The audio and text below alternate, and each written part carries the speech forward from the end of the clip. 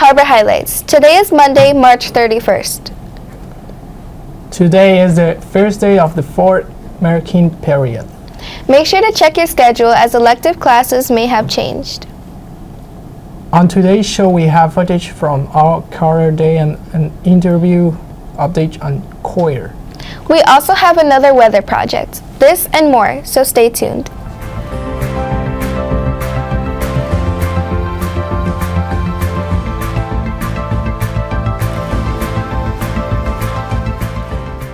Hi, I'm Addie. And I am Brian. To start our show, please rise for the Pledge of Allegiance. I pledge allegiance to the flag of the United States of America and to the republic for which it stands, one nation, under God, indivisible, with liberty and justice for all. Last week, the Harbor Lights choirs competed in festival. They have been practicing hard and we are proud of our Harbor Light choirs. Here's an interview with Miss Steinman to tell you how choir is going. Most important aspect of building a cohesive choir? Yeah, that's a really important part. So I think one of the things I have to think about the most is in my choirs, especially in my 7th and 8th grade choirs, we have 2 different grade levels singing together. And so I always want to put a lot of emphasis on everybody getting to know each other, or at least getting to know the people in their voice section. And same thing in 6th grade. People are coming all over from different from different elementary schools. And so just kind of making sure that people feel comfortable with each other, because sharing your voice can be a really vulnerable thing. And if you don't trust the people next to you who can allow you to make a mistake, then I know people don't sing as loud. So we take a lot of time, again, especially in 7th and 8th grade, with things like circle chats, and we always share about our weekends and things that are going on in our lives. So just making sure that we know each other as people first, and then we can be musicians together. What are some common challenges you see when you're teaching vocal techniques, and how do you solve them? Yeah, so one of the biggest challenges I face is that,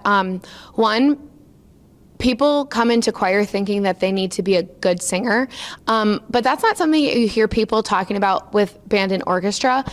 People often have a misconception that just because everyone knows how to sing, that you should have all the answers to singing, but you don't hear people saying that the first time they pick up a trumpet or the first time they pick up a violin. So in the same way that in beginning band and orchestra, those teachers teach you how to play, I teach you how to sing. So that is something that I always just want people to have an open mind. You don't have to be a good singer to be in choir. And the second thing is people who think that everything we sing should sound like what you hear on the radio. Choirs don't sound like things on the radio, but that doesn't mean that it's any less valid or any less fun to sing. We sing some really butt-kicking songs that aren't on the radio that my students really enjoy. So that's a fun thing for us to challenge in choir each day. When is a festival, and how do you prepare for the festival? So festival is something that band, orchestra, and choir all go to. We actually, as choir, did not go last year, but we're going back again this year. And it is just an opportunity for us to challenge ourselves musically, to learn a few pieces of music really intensely and know everything about them. When we are participating in festival on Tuesday, March 25th, what happens is each grade level will have an assigned performance time. We have time to warm up together, then we sing on the stage, and we have 4 judges give us a score for things like our posture, for things like how our tone sounds, for our harmonies, for our enunciation. So just different aspects of singing. And then after that, we have to sight read music that we've never seen before. So after that, we're given a score between 0 and 120 points. And hopefully we get a high score, so then we get a higher rating of a 1 or a 2. And from there, we can be invited to a different festival, or we can choose to pass. So festival is something that just challenges us further in our music learning. Why would you encourage kids to do choir? I mean, I know I'm really biased, but I just think choir is so much fun. We're just goofy. We make noises, we talk to each other, and I think it's a really special thing, especially if you're in 7th and 8th grade choir, because then you get to be in girls choir or man choir, and it is just a different worldly experience to walk into either of those choirs and just to see what's going on every day. I can genuinely say that I love my job and I have a blast and a half every single day. I laugh my head off and it's just, we have so much fun. So if you are looking for a class or a group or something to get more involved with here at Harbor Lights, we are always welcoming more people into choir. And like I said before, you don't have to know how to sing, and we will love to have you and to join into our group. Thank you for Ms. Steinman answering our questions. Congratulations again, choirs, in your recent festival competitions. The Half Day on March 20th, students had the opportunity to start thinking about their future. Here are some highlights from that day.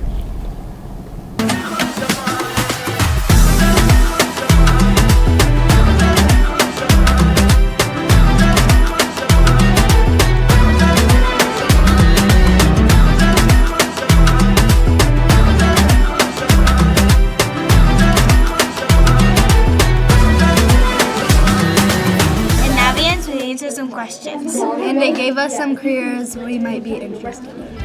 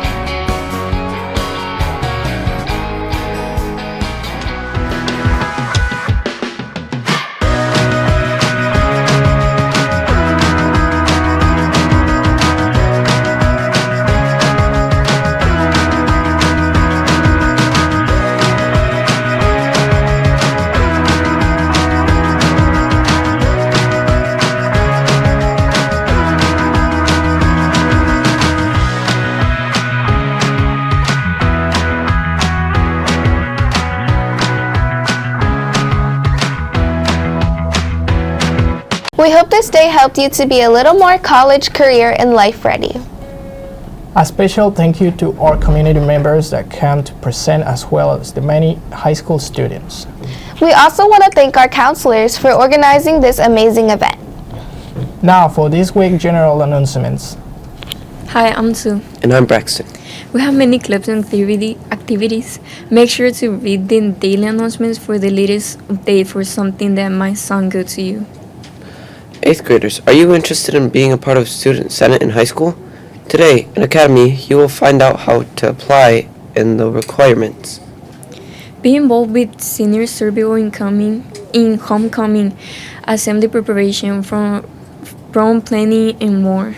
Please check your email for the application today. Applications are due April 21st. Congratulations to Sixer and Naomi Gamboa for winning the yearbook contest. The coin drive will continue through this Wednesday. Make sure all collected coins are recorded and delivered to Miss Bishop. We will announce the winner who will get the set in the VIP section on Thursday. So far, Miss Wilson's 6th grade academy is in the lead. If you are the top donor of your academy with the $5 minimum donation, you will be getting a special gift.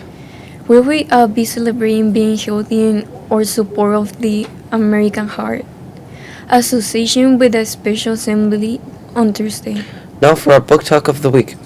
Hi, Miss Cuning here, and my book talk this week is History versus Women, and this one is about a whole bunch of women throughout history who've defied social norms, defied conventions, and have really changed the world. So if you are interested in looking at history kind of broadly through the lens of a bunch of different women, check out History versus Women.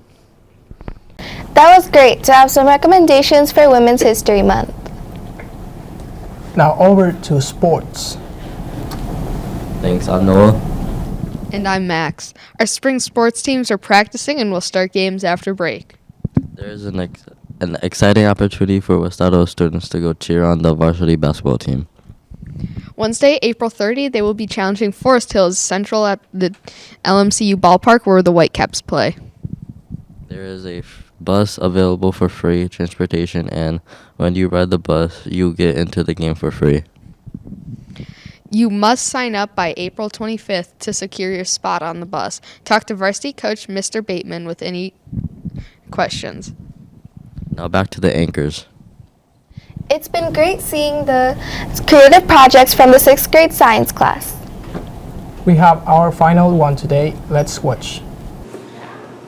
Today we're talking about weather and around each month and why you should wear your coats in these temperatures. In February, there's going to be a high of 35 and a low of 21. In March, there's going to be a high of 45 and a low of 28.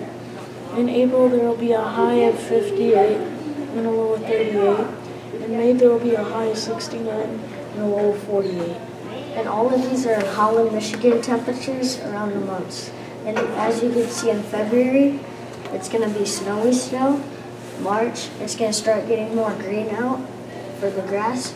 April, there's going to be a lot of precipitation, like rainy. In May, it starts to warm up and the sun will come out a lot more. Our poster shows a lot about the severe weather that happens in Michigan, like blizzard, thunderstorms, and heat waves. And this is why you should wear coats and appropriate coats for this project. And thank you for Stephanie holding the camera and this for all our peers. Hopefully we can look forward to some nice weather over break. Don't forget our Spirit Week dress updates. Tomorrow is Beach Day, Wednesday is Sporty, and Thursday is Red out for the American Heart Association Unified versus Staff basketball game. Be the best Panther you could be, work hard, be respectful, be responsible, make good choices, and as always, go!